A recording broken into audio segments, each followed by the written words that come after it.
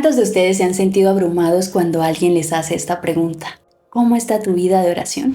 Hola, soy Doris Marroquín y hoy estoy muy contenta de hablar de este tema porque es de los momentos más especiales con Dios, al igual que aprender de su palabra. Hoy veremos la segunda parte de cómo hacer un devocional y hablaremos de la importancia de la oración. Pero aunque es una de las bendiciones más hermosas que tenemos por gracia, acercarnos a Dios a veces se convierte en una carga y no en un deleite como debería ser. Y yo lo he experimentado en muchos momentos de mi vida. Pues al igual que el proceso de la lectura de la palabra y la interpretación bíblica, mi vida de oración también ha estado marcada por diferentes contextos, doctrinas, creencias de diversos tipos y denominaciones. Y sí, yo pasé de la Iglesia Católica, donde todo se hacía con rezos y oraciones aprendidas, a un movimiento carismático neopentecostal donde se daba mucho énfasis al mover del Espíritu Santo de una manera equivocada. Tanto así que se daba lugar a la superstición, a la espiritualización, las alegorías y un montón de prácticas que no están de acuerdo a la palabra. Y luego me encontré con una doctrina más centrada en la teología, más conservadora, donde había más entendimiento de la palabra, pero el énfasis era el conocimiento y la información. Y ese intelectualismo tendía a rechazar lo emocional y la sensibilidad. Y esto fue un choque para mí. Sucedió como un bloqueo dentro de mí.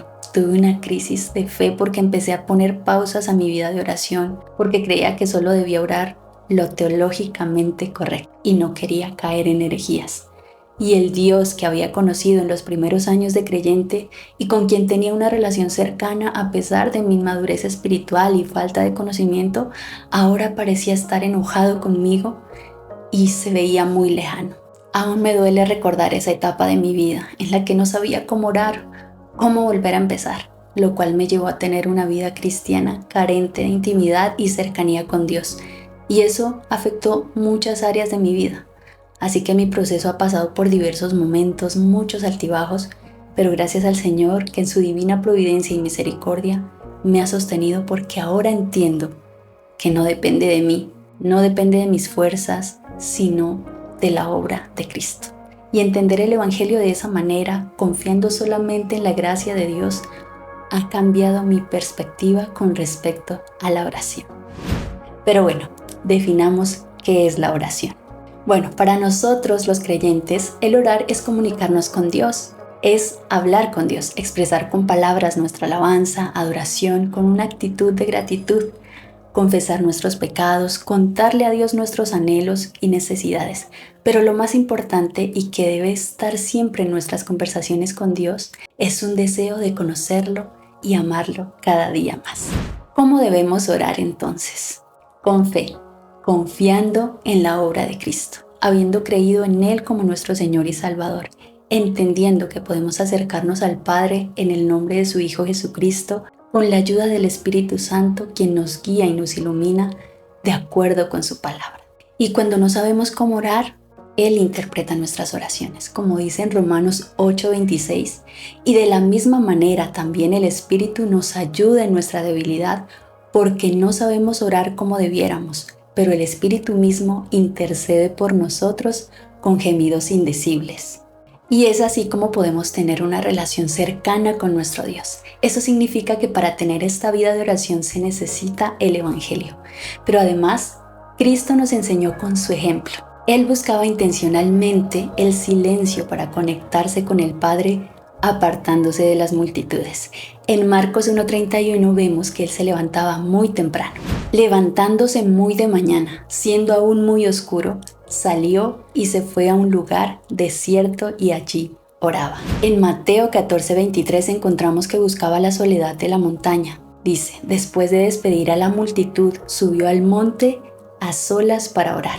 Y en Lucas 6:12, Él buscaba dirección antes de tomar decisiones importantes. Recordemos que Él pasó toda la noche orando antes de elegir a sus 12 apóstoles. Aquí es importante entender que Cristo tiene una naturaleza humana y divina. Y aunque Él no dejó de ser Dios cuando estuvo en la tierra, Él nunca dejó de orar y estar en comunión con el Padre. Y si Él lo hizo, ¿cuánto más nosotros que somos seres humanos débiles y frágiles? Podemos aprender también de su intimidad y confianza. Para Jesús, Dios no era un ser lejano, sino Abba, Padre.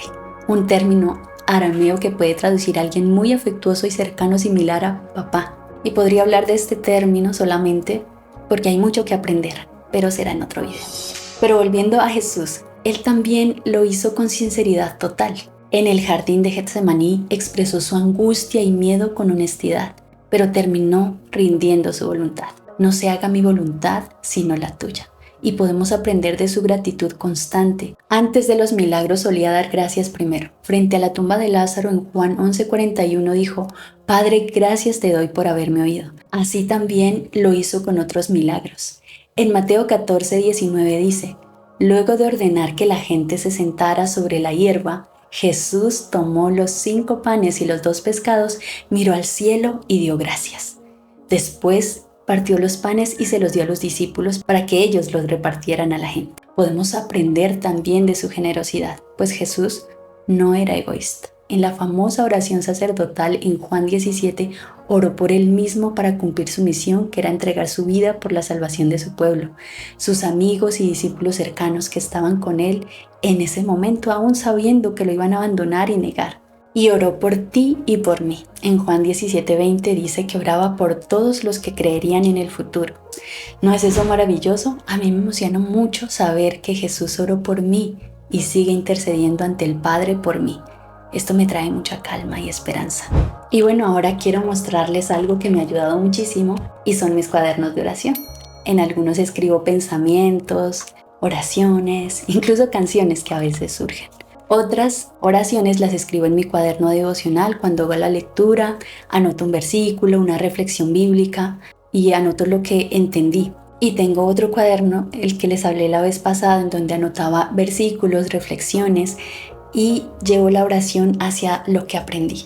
Pero tengo otro cuaderno que también es muy especial y es este, en donde hago listas de oraciones y no solamente oro por mí, sino también por otros. Entonces tengo sesiones de oraciones especiales por mi familia, por la iglesia y también, claro, por las diferentes áreas de mi vida. Entonces esto es algo que me ayuda muchísimo para no centrar mis oraciones solamente en mí, sino también en el propósito de la iglesia y de lo que Cristo quiere que hagamos como creyentes. Y todo esto no es solo un ritual, sino un registro de su fidelidad y su amor. A veces creemos que debemos tener un gran ministerio o un oficio reconocido para sentir que estamos sirviendo, pero tus oraciones son valiosas. El Señor las escucha, así que no te rindas, sigue orando por ti y por otros. Pero también quiero ser sincera con ustedes y contarles, y es que yo no soy tan disciplinada.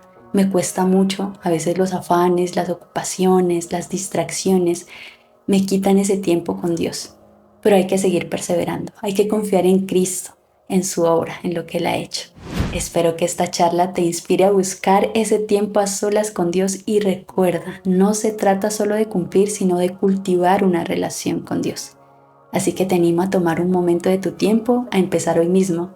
Una vida de comunión con Dios es la fuente de verdadera paz y propósito. Cuéntame en los comentarios cómo es tu vida de oración. Que Dios te bendiga. Nos vemos en el próximo video.